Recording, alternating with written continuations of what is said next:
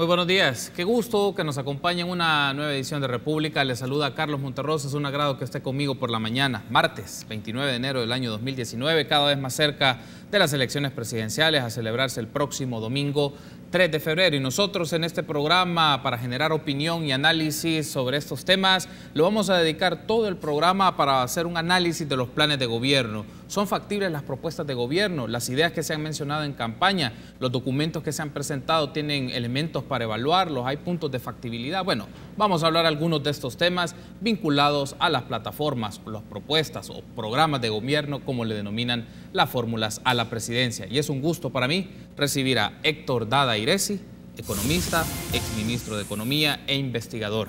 Y también saludo cordialmente a Óscar Picardo, investigador y especialista en política educativa. Buenos días, bienvenidos a República. Doctor Dada, qué agrado que nos acompañe nuevamente en este espacio. Bienvenido. Buenos días, Carlos, y buenos días a Óscar. Es un gusto estar con ustedes esta mañana y con su audiencia. Gracias por tomar la invitación. Bienvenido, doctor Picardo, qué gusto que nos acompañe. Es un agrado también que esté con nosotros en el set de Canal 33. Gracias por la invitación, Carlos. Un privilegio estar con el doctor Dada, hablando, poniéndole un poco de racionalidad a esta campaña que ha estado muy folclórica. Justamente, bueno, ese ha sido un punto en discusión, una campaña que ahora en las plataformas digitales pues ha presentado algunos momentos de agresividad y no necesariamente elementos que evoquen un poco a racionalizar, a comprender o a asimilar un poco mejor cuáles son las propuestas que ofrecen las distintas fórmulas para la presidencia de la República. Si les parece, iniciemos un poco con esto. Se puede concebir como algo más general, pero creo que vale la pena, doctor Dada, tener una perspectiva inicial sobre esto. Porque según las características de nuestra sociedad y la forma en cómo comunican los partidos políticos, doctor Dada, desde su perspectiva, ¿cuáles son esos componentes mínimos que debe tener un plan de gobierno o un programa de gobierno? ¿Qué es lo mínimo que debe tener para efectos de conocimiento de la ciudadanía? Mire, en primer lugar, yo quiero decir que primero un plan de gobierno de un partido político tiene que ser fruto de la visión del partido. La primera demagogia que hacen los señores candidatos es decir que van a hablar con la gente porque la gente conoce sus problemas y conoce las soluciones y que hacen en el plan es recoger las soluciones que la gente les dice. Primero, si el candidato no conoce cuáles son los problemas del país y no tiene propuestas de soluciones, me parece una irresponsabilidad que se haya metido de candidato primero. Imagínese que después descubre, cuando hace su primera gira, que no es capaz de hacer lo que la gente le está pidiendo, sería desastroso, ¿verdad? Además, eso supone que los partidos no conocen a la gente misma a la que se supone que están sirviendo hace décadas. Creo que ahí hay una primera demagogia y que usted la puede haber oído en este set más de una vez. A mí siempre, no solo como académico, como político que he sido, me parece una cosa absolutamente demagógica. Segundo, la pregunta es, ¿lo que publican son planes de gobierno o son piezas de propaganda? Porque son dos cosas distintas. Usted le puede poner la envoltura que quiera y usted tiene 3 planes, son los que nos han presentado. El cuarto candidato no ha presentado un plan, al menos yo no lo conozco. Una tiene 40 y pico de páginas, otra tiene 250 y otra tiene más de 1000, ¿verdad? Sí. Entonces, es bien difícil compararlos, porque me parece que el objetivo es bastante distinto y más, el objetivo mediático es diferente. Además, las primeras 2 están más llenas de fotos que de contenido. La última es excesivamente prolija en algunas cosas. Creo que un plan, porque no son programas, son visiones de gobierno las que presentan, tiene que decir claramente cuál es el problema básico de la sociedad que ellos van a enfrentar como gobierno. Necesito un diagnóstico bastante más serio. Al final, usted se da cuenta que se proponen cosas que a la gente atraigan, pero se evita, salvo en el programa o en la plataforma de Gana Nuevas Ideas, donde hay más desarrollo sobre finanzas públicas. En las otras casi la solución de las finanzas públicas necesarias para cumplir las propuestas es automática, ¿verdad? Debo decir que uno mira, por ejemplo, en el plan de gobierno de Arena,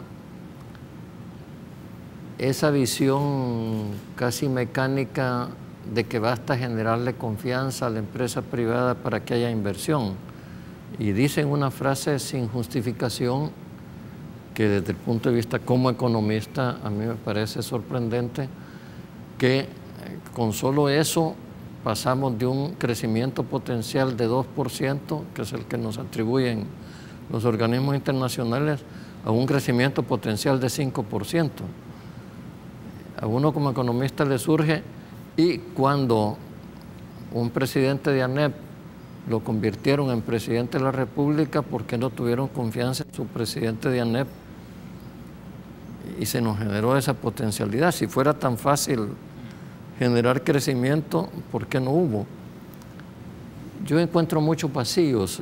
Quizás uno es demasiado exigente con piezas que, repito, están más dadas para generar efectos mediáticos que para ser verdaderas guías de gobierno. En su primera intervención, Héctor Dada nos menciona, doctor Picardo, que primero estos planes de gobierno deben ser concebidos por un partido, y ciertamente un partido político, sobre todo Arena y el FMLN, que tienen 2 décadas, 3 décadas en competencia, ya conocen un poco cómo se dan los problemas de país y tienen más claridad por dónde van directamente sus prioridades. Es un punto. Y el segundo, en lugar de hacer planes de gobierno, pues apelan más a la propaganda. ¿Usted coincide con estos puntos o hay otros elementos que desde su perspectiva y su análisis son los componentes mínimos que deben de tener estos planes de gobierno?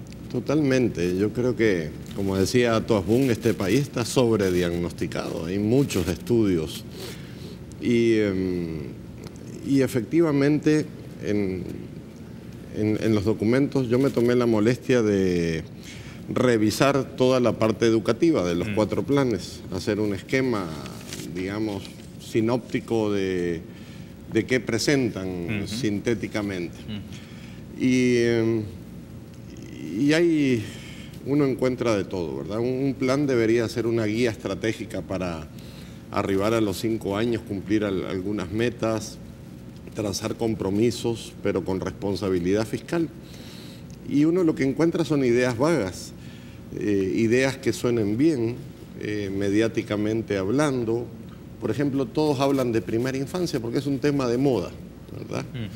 Entonces, para que UNICEF diga, bueno, por lo menos toman en cuenta, pero no dicen qué van a hacer con primera infancia, ¿verdad? Uno dice, yo voy a hacer la apuesta en buenas manos, el candidato de Vamos, el del FMLN, educación inicial universal. Eso es prácticamente irrealizable en las condiciones fiscales actuales, ¿verdad? Garantizar la universalidad, cuando ahorita no llega ni al 30%, 20%, cuando en educación media andamos al 40%, o sea, perdemos 6 de cada 10 hipotes, pero aquí dicen educación universal. En Arena, Infancia 1000, en Nuevas Ideas, etcétera, todos tienen como que buscan rellenar los temas de moda, los temas que suenen lógicos, entre comillas, pero no hay una racionalidad, no hay un estudio de impacto fiscal, no hay un estudio que te explique de dónde va a salir el financiamiento. Todos hablan de dignificar a los docentes, toditos, ¿verdad? Dignificación del magisterio, docentes preparados, dignificación docente, maestros para la vida. ¿Pero qué es dignificar al magisterio? ¿Cómo lo haces? ¿Cuánto te cuesta? qué herramientas metodológicas supone esto de dignificar. Debo de hacer una primera pausa. Al regresar seguimos ampliando estas ideas, doctor Picardo y doctor Dada, y quiero incorporar otros asuntos, por ejemplo, en campos de la economía, de la educación, de la hacienda pública, qué se está mencionando en estos documentos, la factibilidad de los mismos y las condiciones políticas y legislativas para llevarlo a cabo. Regresamos.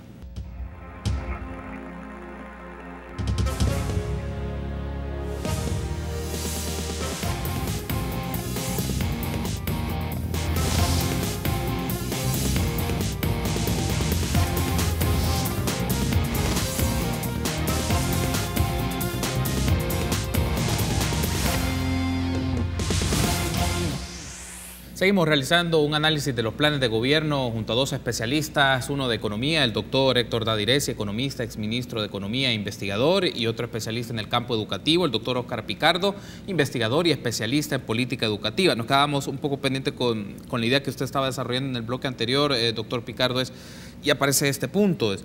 Se habla de hacer diagnósticos, todos los funcionarios o los candidatos, y si se llegaran a convertir en presidentes, vicepresidentes, vicepresidentas, lo que mencionan es, vamos a hacer diagnósticos, pero la pregunta obligada es, ¿pero acaso no tienen el tiempo para hacerlo? Sus partidos políticos conocen lo que ocurre en el país, tienen bancadas en asamblea legislativa, es decir, pueden hacer esto antes como punto de partida para conocer la situación del país y del gobierno, porque mucho esta retórica es decir, cuando lleguemos vamos a hacer un diagnóstico y vamos a hacer un estudio de cómo se encuentran las finanzas públicas, la economía, la educación, cuando creo que es evidente que pueden tener la información para hacer este tipo de indagaciones. Definitivamente nosotros tenemos, creo que, una agenda de problemas muy bien definidos, temas muy concretos que no requieren mayor profundización, ni mayor estudios, ni mayores recursos para analizarlos. Como había citado a Donato, estamos sobrediagnosticados.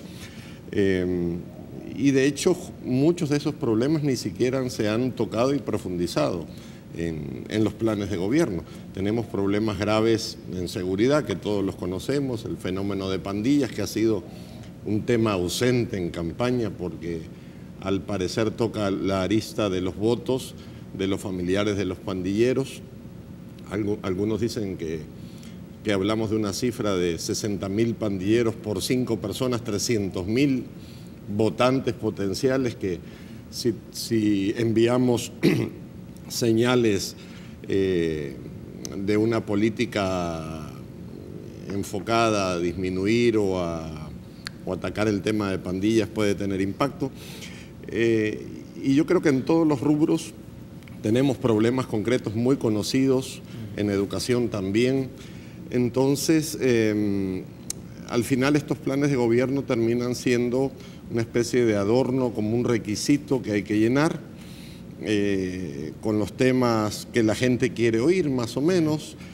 Son documentos que creo yo, por las experiencias pasadas, que no se vuelven a revisar. Una vez que los candidatos ganan la presidencia, esos planes pasan a un segundo plano y vuelven a hacer otros planes que también así ha sucedido. En el caso educativo tuvimos el plan decenal 95-2005, luego tuvimos el plan desafío de la educación para el nuevo milenio, el plan 2021, el plan Vamos a la Escuela, el plan El Salvador Educado, y todos esos planes adolecen del mismo problema, ¿verdad? La falta de asidero fiscal. Son ideas, son sueños, son cosas imaginativas, pero los problemas ahí están. Llevamos 20 años con la misma PAES. 20 años con la misma PAES. La PAES es un termómetro que mide al sistema educativo y que te dice el sistema educativo está con fiebre, está enfermo, y nunca tomamos el antibiótico. Ni siquiera sabemos dónde está alojada la enfermedad, muy bien. Pero ahí tenemos la misma PAES desde el año 97. Creo que es uno de los mejores ejemplos para describir la estaticidad e ineficacia de las políticas educativas en nuestro país.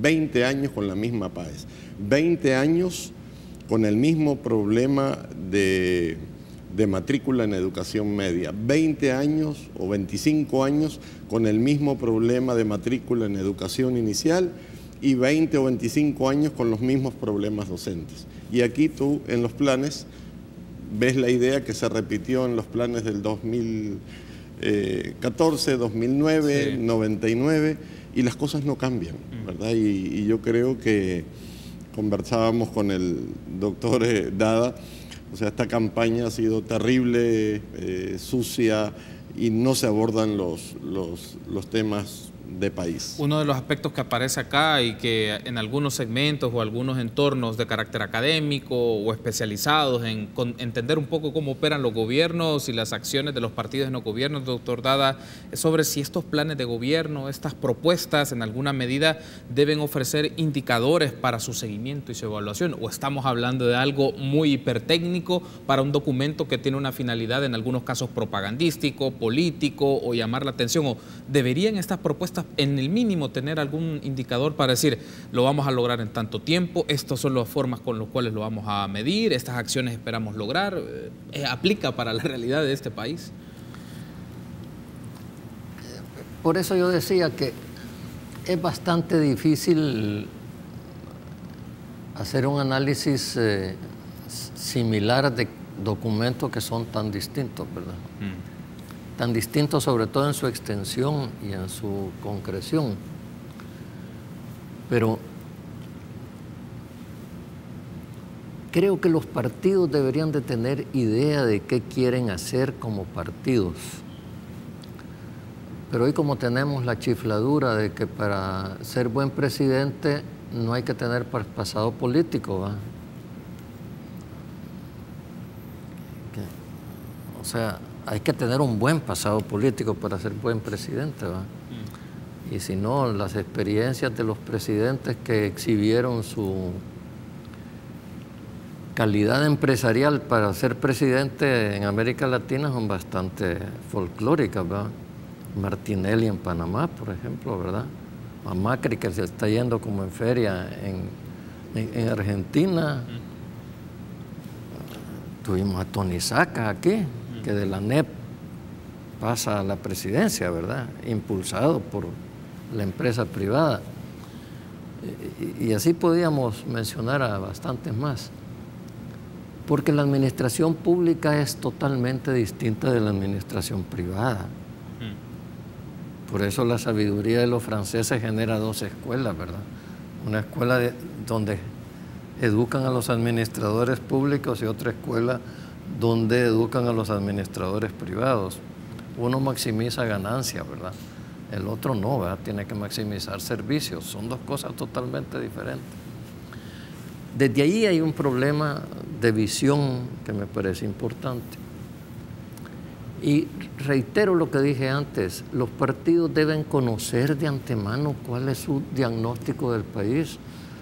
Si el candidato no viene de Marte y se incorpora a la sociedad salvadoreña y tiene que comenzar a visitar los pueblos para conocer el país, el partido está presente en los pueblos. Arena fue creada en 1981, ¿verdad?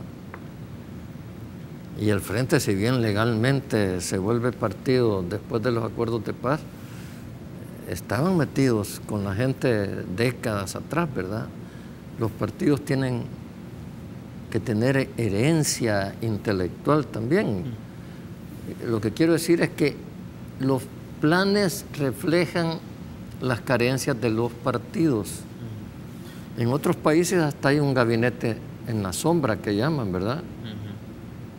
Que se mantiene atento.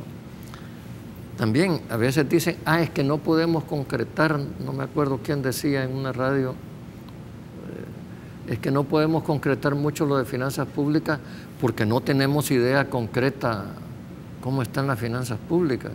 Usted decía hace un momento, los partidos tienen diputados en la asamblea que acaban de analizar el presupuesto y se supone que el partido, sí, con base en la realidad fiscal, votó o no votó por el presupuesto. En este caso todos votaron, ¿verdad? Pero tenemos una deficiencia de base y entonces hacemos estas cosas que después no se revisan. El 1 de junio nos van a decir, no, es que se está elaborando el plan de gobierno.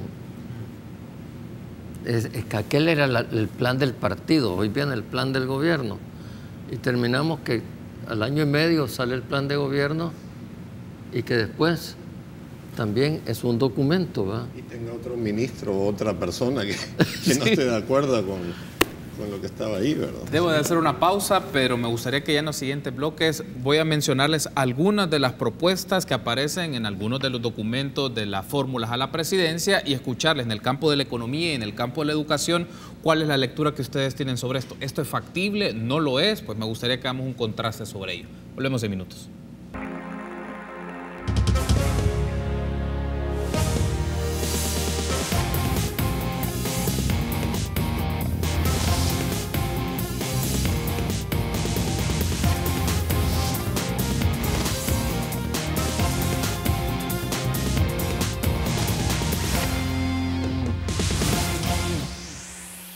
Seguimos platicando sobre los planes de gobierno, un análisis sobre estos documentos que han presentado las distintas fórmulas a la presidencia y lo hacemos junto a Héctor Dada Iresi y Oscar Picardo. También si usted tiene algún tipo de pregunta o comentario, pues nos puede seguir a través de nuestras redes sociales, en Twitter, @RepúblicaSB33 y también mandamos un cordial saludo a las personas que nos están sintonizando en este momento a través de la transmisión en vivo por Facebook.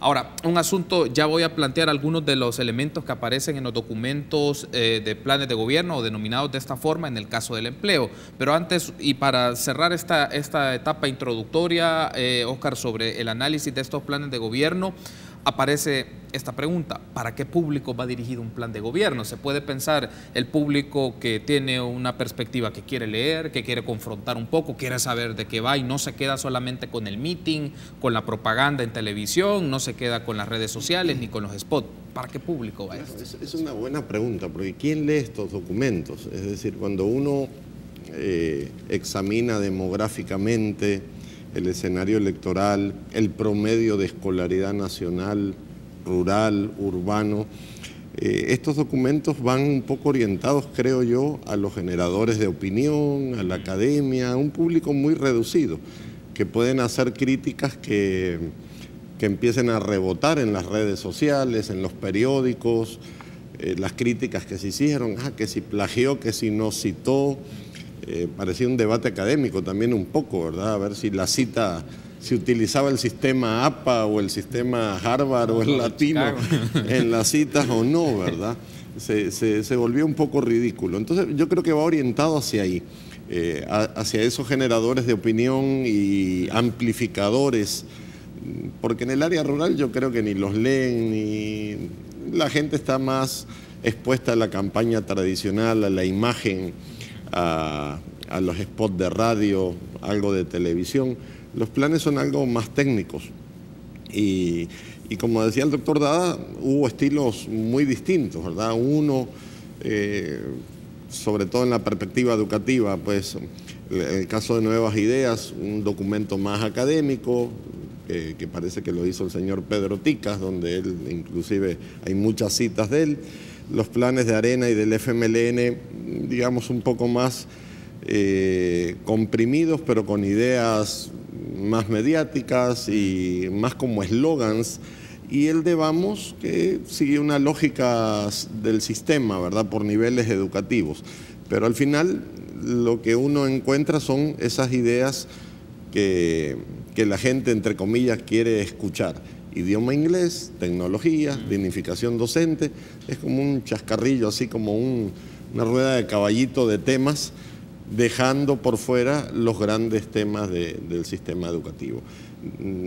Casi todos los proyectos propuestos, o las metas, o como ellos le llamen, objetivos, digamos, sin detalles técnicos de cómo se van a realizar, por lo menos a grandes rasgos, sin fundamentación fiscal, ¿verdad?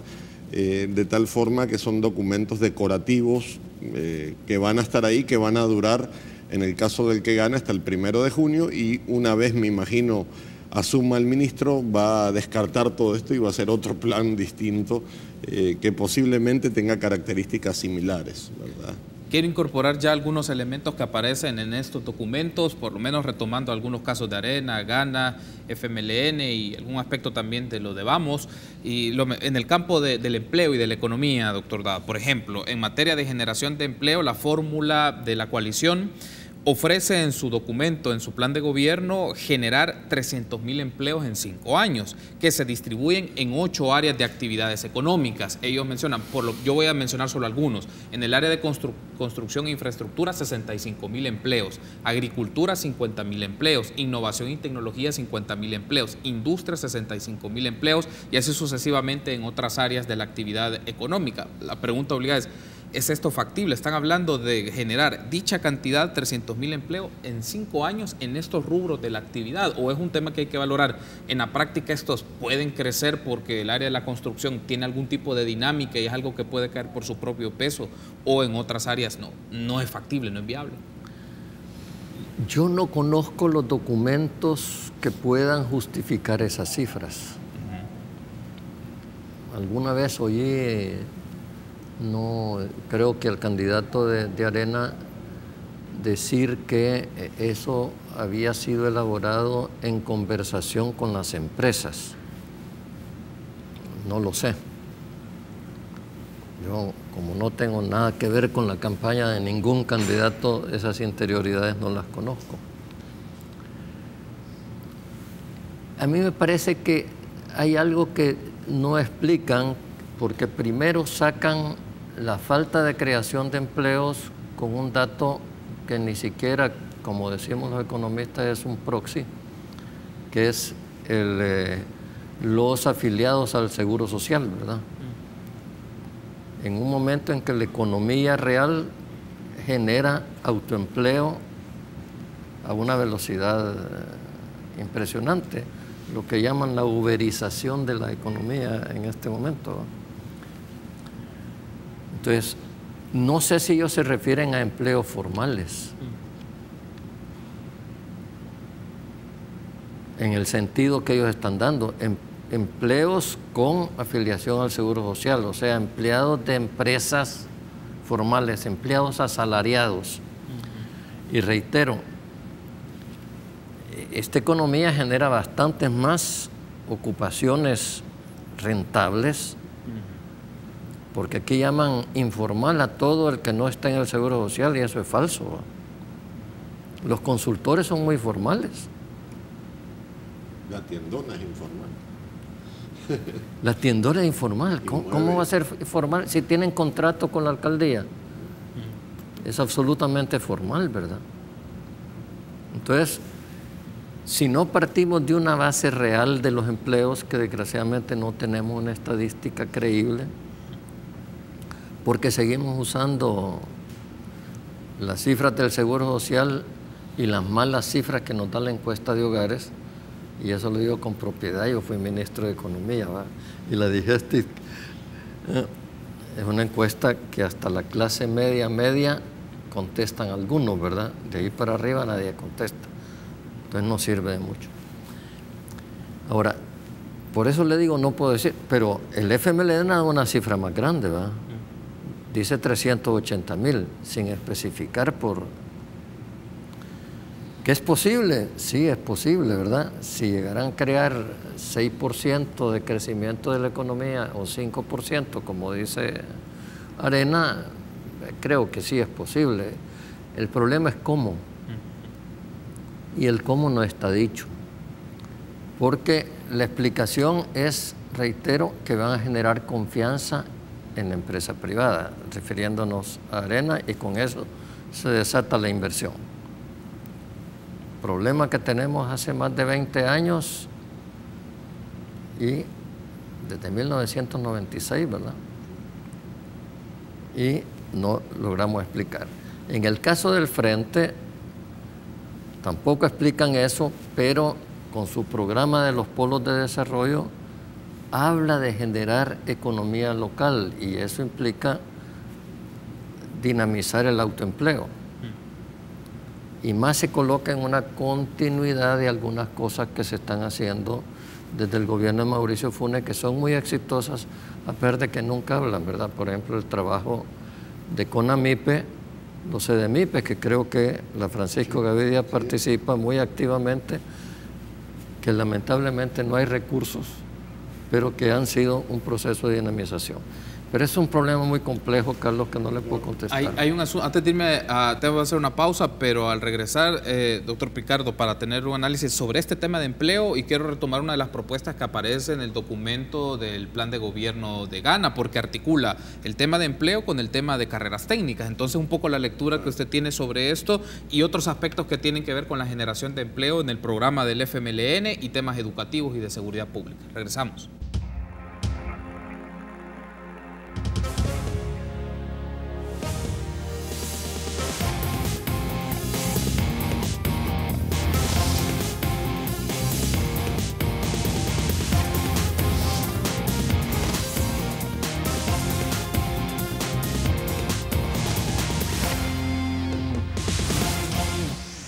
Gracias por ser junto a nosotros en República. Continuamos haciendo un análisis, una lectura de algunos elementos que aparecen en los planes de gobierno de las distintas fórmulas a la presidencia. Lo hacemos con Héctor Dadeiresi, economista, y Óscar Picardo, investigador y especialista en política educativa. Ahora, doctor Picardo, aparece un tema en la propuesta de la fórmula de Ghana, aparece en el documento vinculado al tema de empleo, el carácter de economía y empleo. Vinculan dos aspectos, la generación de empleo con el tema educativo, y lo cito textual porque aparece página 21 de esa sección. Elevar la capacidad de la mano de obra para volverla más productiva y hacerla capaz de utilizar las nuevas tecnologías, por lo que se hace relevante crear facilidades para la ampliación de carreras técnicas.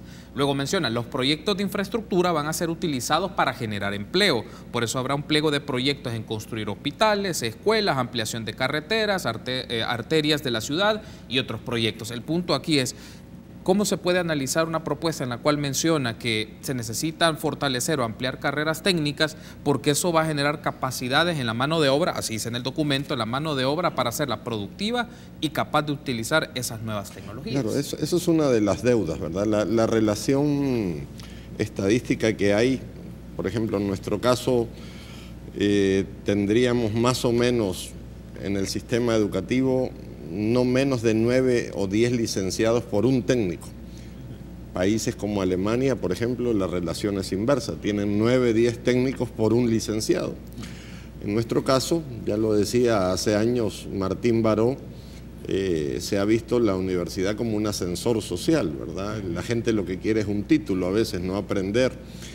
Y de hecho está infravalorizada la educación técnica. Mucha gente no quiere por el grado académico, lo que aspiran es a ser licenciado, y por eso las carreras de Derecho y Administración de Empresas tienen unas matrículas excepcionales. Entonces yo creo que es importantísimo la vinculación de la educación técnica con el sector productivo, incentivar, impulsar carreras técnicas de 2 años.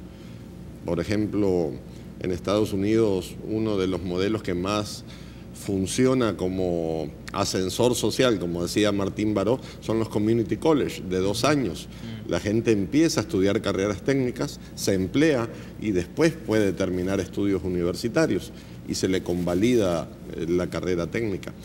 Y además tenemos necesidades, es decir, diversos sectores tienen altas demandas de técnicos, y nuestro sistema es un poco, digamos, perverso.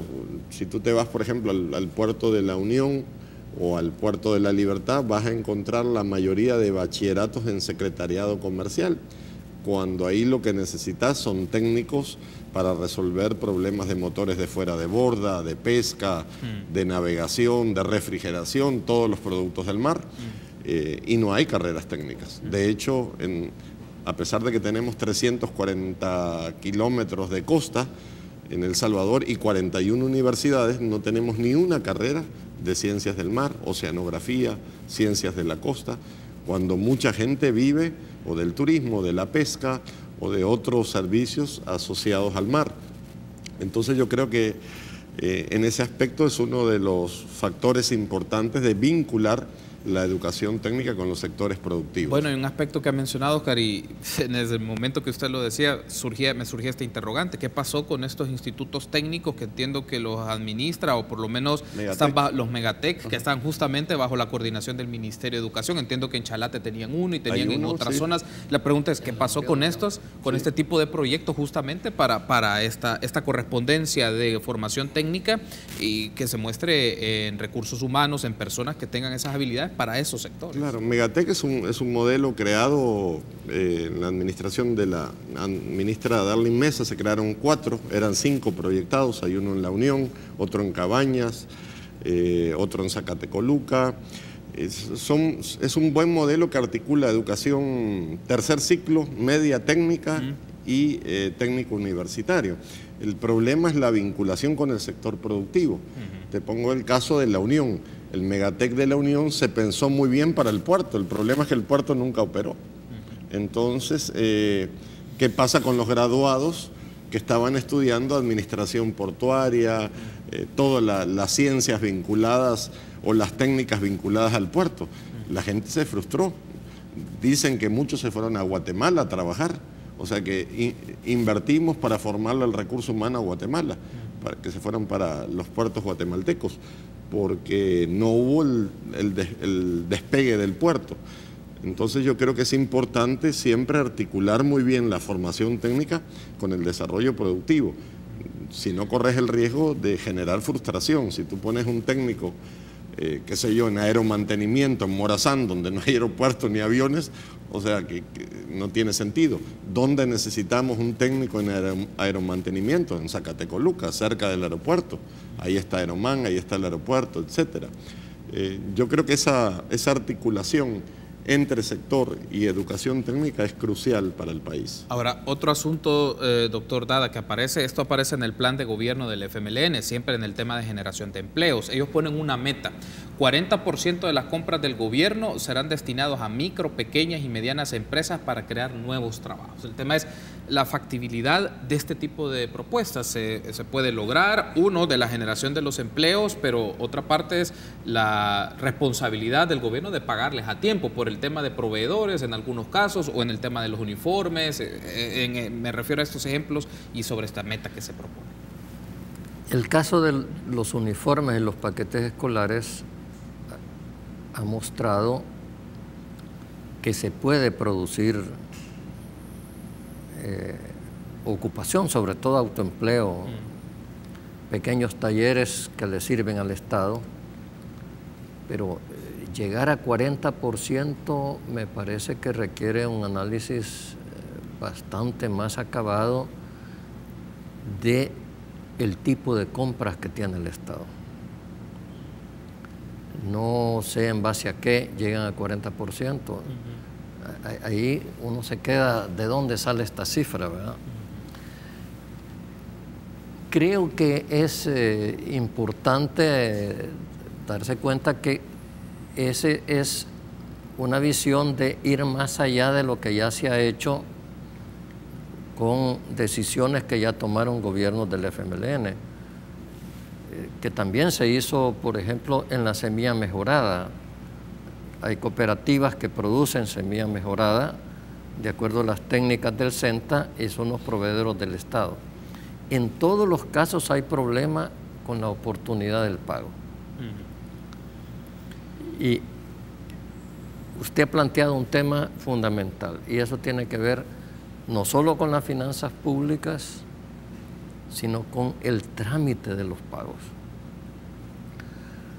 Porque usted puede dejar una empresa grande 90 días sin pagarle, porque tiene manera de financiarse, pero esta gente no tiene esa misma manera de financiarse. Entonces, eso exige un trabajo que va bastante más que comprometerme al 40%. Tengo que hacer cambios, posiblemente hasta cambios en la LACAP. Y hay que decir, ojalá no nos vaya a salir el gobierno de Estados Unidos de que eso violenta el CAFTA, ¿va? Que con la semilla mejorada hubo muchos problemas defendiendo Estados Unidos los intereses de Monsanto, nada menos, ¿verdad? O sea, que decían, no, hay que hacer una licitación pública de la semilla mejorada para que la ganara Monsanto. Eso es bastante problemático. Debo de hacer una pausa. Al regresar, incorporemos los temas fiscales y los temas educativos. Volvemos en instantes.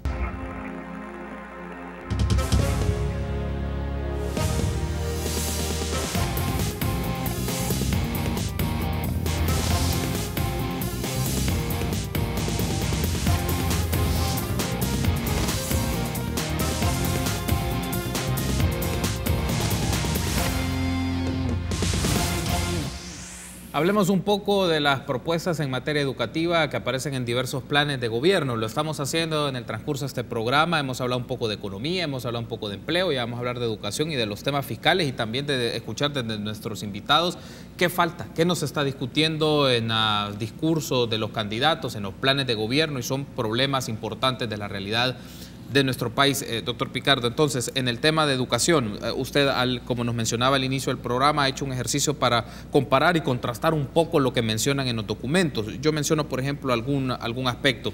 En el caso del plan de gobierno de Arena, de la coalición, ellos hablan de tener 30.000 jóvenes becados en la universidad entre 2019 y 2024.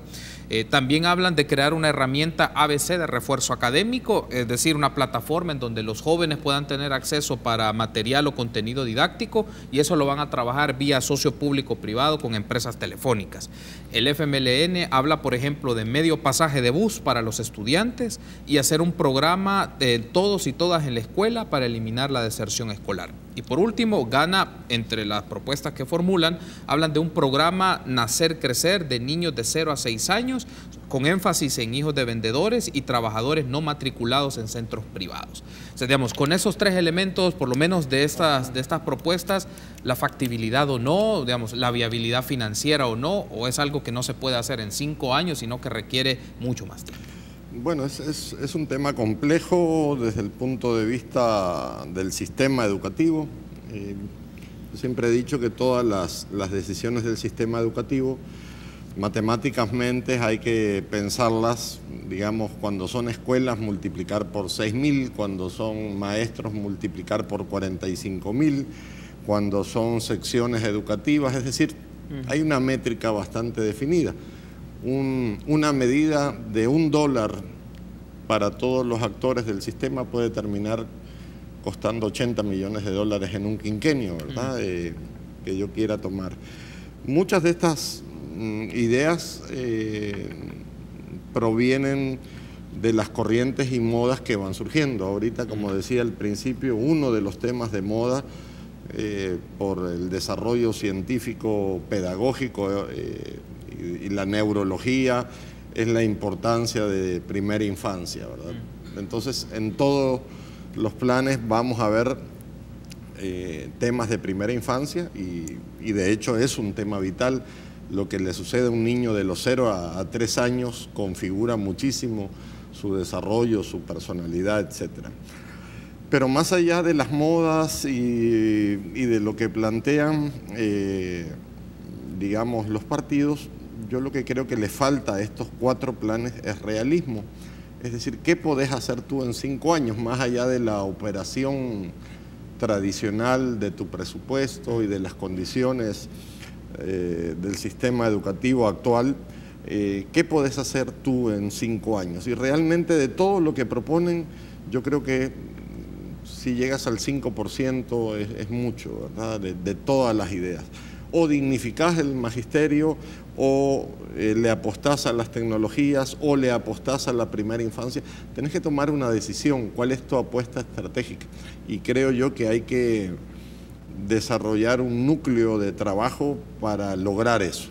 Por ejemplo, podrías optar por la dignificación del magisterio y quizás en 5 años no lo vas a lograr, pero vas a dejar un buen avance, o podrías apostar por el tema de analfabetismo cero, ¿verdad? Como una apuesta del quinquenio, o el tema de infraestructura tecnológica. Vamos a garantizar internet en todas las escuelas en 5 años.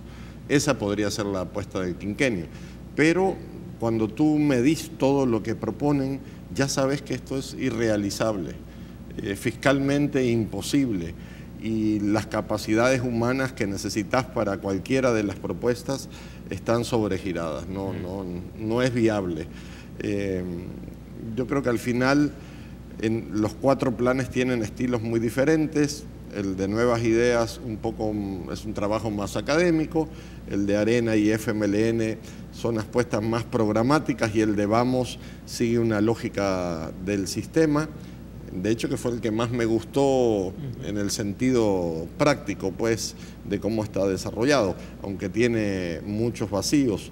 Pero en general las características son buenas ideas, atractivas, y que de paso dejan por fuera algunos problemas muy críticos del sistema educativo, ¿verdad? Como los temas, o sea, se habla de universalizar de todos los niños en la escuela, pero en realidad no te explican cómo, ¿verdad? Y eso pasó en su momento con el modelo escuela inclusiva de tiempo pleno, que nunca se pudo realizar. ¿Por qué? Porque para darle tiempo pleno a una escuela pública necesitas de 7 de la mañana a 3 de la tarde. Sí. Y hay 2 turnos, tenés que suprimir un turno. Nadie duda que el modelo es el mejor. La escuela alemana es de tiempo pleno, la escuela americana, la británica, el francés trabajan de 7 a 3. El problema es que tenés un turno en la tarde, y el otro problema es que no tenés los maestros requeridos para las áreas curriculares complementarias, educación física, educación artística. Y por último, resolver el problema de alimentación. Los niños que van a los bilingües, sus familias le dan la comida, en cambio en la escuela pública la reciben, y muchas de las escuelas públicas no tienen la infraestructura de cocina o comedor para que el niño esté de 7 a 3. Ahora, pasemos, me parece muy interesante este diagnóstico que hace Óscar sobre el tema educativo y los contrastes y en la práctica qué se requiere para llevar esta serie de propuestas o buenas intenciones que tienen las candidaturas en sus planes de gobierno. Pero otro de los temas que es sensible, doctor Dada, es el tema fiscal. Y en términos generales hablan de combate a la evasión y a la elusión. Y en uno de los bloques usted mencionaba también el tema de cuánto es el dato en específico de la estimación que se tiene de la evasión y de la elusión fiscal. Pero hay algo que me llama la atención acá. Los 3 o 4 podemos incorporar a Vamos en esto. En términos generales aparece este mismo tema, elusión y evasión, pero aparece aquí. Y los paraísos fiscales. ¿Se va a investigar el tema de paraísos fiscales? ¿O debería de ser una prioridad para los gobiernos ver si algunas de las empresas sacan dinero del país para llevarlos a paraísos fiscales y no pagar impuestos o tener el mínimo en pago de impuestos? Bueno, primero, yo creo que hay algo que no hace ningún programa, porque hay evasión, hay elusión, pero en el caso del IVA no hay evasión, como los programas dicen. Y digo esto no solo por mencionarlo, sino que porque tiene consecuencias aún jurídicas. El IVA, el que debe pagar el IVA es el consumidor. Y el que evade es el responsable de pagar el impuesto, ¿verdad? El consumidor no puede, según la ley,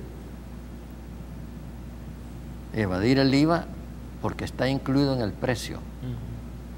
El empresario es colector. O sea que el empresario que no le entrega el IVA al Estado, lo que está haciendo es apropiación indebida, dicen los abogados. Robo, diría un periodista, ¿va? Sí. Digo esto porque son 3 tratamientos diferentes: la elusión, la evasión y el apropiamiento indebido del impuesto. También, por ejemplo, a veces se dice es que evadió la renta y porque la empresa no se la envió al Ministerio de Hacienda. Esa también es apropiación indebida, porque la renta se la descontaron al pobre cristiano que trabajaba ahí, ¿verdad? Perdóneme esta aclaración, porque no, claro. Los planes de gobierno ninguno habla de esto. Sí. Pero a usted no le basta decir se evade, se elude y se apropia indebidamente 1.500, 1.800, he oído cifras bastante variadas, en otro momento 800 millones, sino a dónde se evade, a dónde se elude, a dónde hay apropiación indebida. Usted puede controlar, si se decide hacerlo, a la gran empresa, ¿verdad? Pero mucha de la ilusión, de la evasión, perdón, está en la informalidad o en trabajos que son formales pero se prestan a la evasión, como los trabajos profesionales, las profesiones liberales, ¿verdad?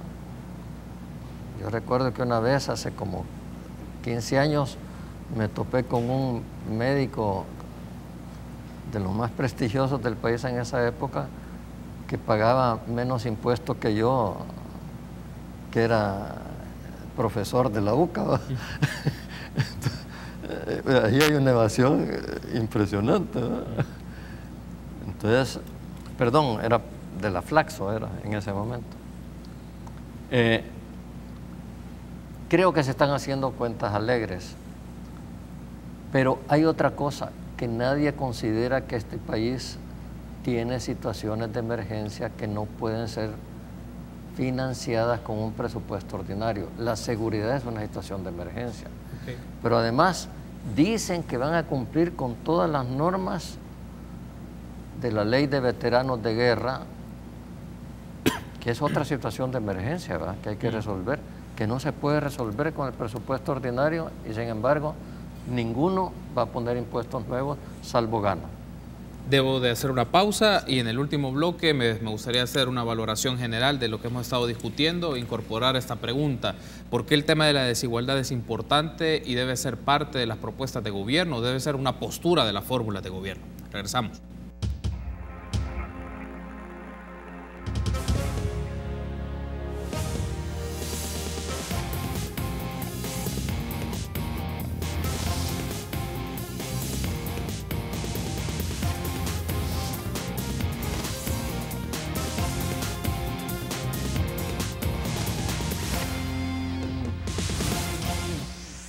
Último bloque en el cual vamos a hacer una valoración en función de una pregunta generadora para nuestros invitados. Disponemos solo de 5 minutos, 2 minutos y medio para nuestros invitados, para tener una valoración, por lo menos una idea sobre esto. ¿Por qué es necesario discutir el tema de la desigualdad y que es un asunto clave para la realidad del país, aunque ese término no aparece en el lenguaje ni en el glosario tanto de los candidatos como en sus programas de gobierno? ¿Por qué es necesario hablar de la desigualdad por la situación del país, doctor Picardo? Yo creo que es un tema clave, ¿verdad? Y es el nudo gordiano de El Salvador, bajo las condiciones socioeconómicas del país, desde el punto de vista de las oportunidades del desarrollo, de los modelos que replican y repiten patrones de comportamiento y lo difícil que es salir de ese ciclo de pobreza, ¿verdad? Es un tema fundamental. Aquí el tema educativo es crucial y El Salvador sigue teniendo 2 sistemas educativos, uno para pobres, otro para gente de mayores recursos, y genera unas desigualdades y unas brechas tremendas, ¿verdad? Cuando uno ve la matrícula de nuevo ingreso de la UES, las mejores notas y las carreras de mayor demanda las terminan tomando chicos que vienen de colegios privados prestigiosos, del externado, del liceo, porque salen mejor preparados, porque tienen mejor PAES, porque llevan mejores competencias. Y a chicos que vienen de institutos nacionales, salvo algunas excepciones, porque sí hay excepciones, terminan quedándose con lo que queda en la cola. Entonces eso repite ese patrón, digamos, y fomenta la desigualdad, y yo creo que es un tema que debería estar como un eje transversal en los planes, ¿verdad? Los planes ese tema no lo abordan. Desde el punto de vista estadístico hay mucho que hablar sobre educación inicial, sobre primera infancia, sobre educación media, y prácticamente educación media, donde perdemos 6 de cada 10 estudiantes, no está presente en los planes, y para mí ahí está uno de los nudos gordianos que alimentan pandillas y migración, ¿verdad? Definitivamente. Ahora, doctor Dada, ya nos ha dado su posición en el campo educativo, pero que articula con situaciones sociales y problemáticas sociales y de seguridad, pero en el campo de la lectura de la economía y de la fiscalidad, ¿por qué es necesario hablar de la desigualdad?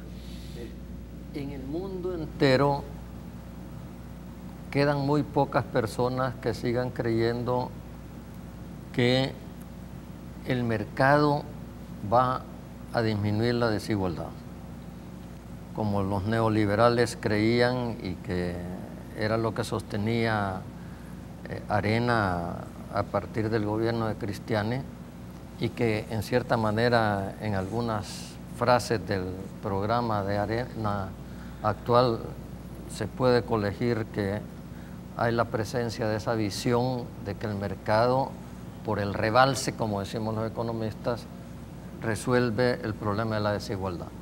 Ni el Fondo Monetario Internacional, ni el Banco Mundial, ni el BID, que eran los que patrocinaron la generalización del neoliberalismo en América Latina, siguen sosteniendo eso. Es más, sostienen en este momento que la desigualdad es uno de los obstáculos al crecimiento económico. Es más, el creador del evento económico de Davos en Suiza, que es la reunión de los grandes países y de las grandes empresas del mundo, dijo que si no nos preocupamos por la desigualdad creciente en el mundo, no va a haber democracia en el mundo. Entonces, no solo es para el crecimiento económico, es para la sobrevivencia y la democracia. Aquí, a pesar de los datos de las encuestas de hogares, como no encuestan a la élite económica, ¿verdad?, dicen que ha disminuido la desigualdad. Lo que significa en este país es que se ha acercado la clase media con la clase pobre, que puede ser por deterioro de la clase media o por mejora de la clase pobre o por ambas cosas.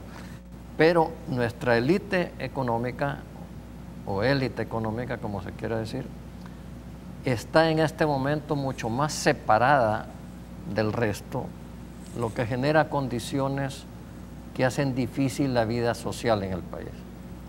La igualdad, la equidad, no se trata de que todos seamos iguales. Hay que disminuir la desigualdad, hay que generar equidad, equidad social, equidad de ingresos, si queremos mantener un sistema democrático y si queremos crecer.